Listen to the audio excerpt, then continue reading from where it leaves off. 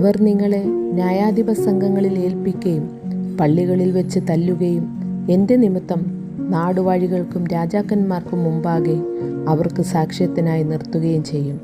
എന്നാൽ സുവിശേഷം മുമ്പേ സകല ജാതികളോടും പ്രസംഗിക്കേണ്ടതാകുന്നു. അവർ നിങ്ങളെ കൊണ്ടുപോയി ഏൽപ്പിക്കുമ്പോൾ എന്തു പറയണ്ടു എന്ന് മുൻകൂട്ടി വിചാരപ്പെടരുത്. ആ നാഴികയിൽ നിങ്ങൾക്ക് ലഭിക്കുന്നത് തന്നെ പറവിൻ. പറയുന്നത് നിങ്ങളല്ല, പരിശുദ്ധാത്മാവത്രേ. സഹോദരൻ സഹോദരനെയും അപ്പൻ മകനെയും മരണത്തിനേൽപ്പിക്കും. മക്കളും അമ്മയപ്പന്മാരുടെ നേരെ എഴുന്നേറ്റ് അവരെ കൊല്ലിക്കും.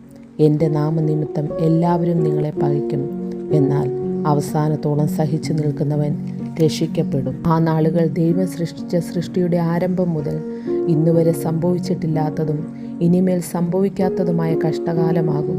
കർത്താവ് ആ നാളുകളെ ചുരുക്കിയിട്ടില്ല എങ്കിൽ ഒരു ജഡവും രക്ഷിക്കപ്പെടുകയില്ല.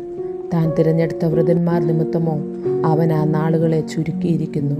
അന്ന് ആരെങ്കിലും നിങ്ങളോട് ഇതാ ക്രിസ്തു ഇവിടെയെന്നോ അതാ അവിടെയെന്നോ പറഞ്ഞാൽ വിശ്വസിക്കരുത്.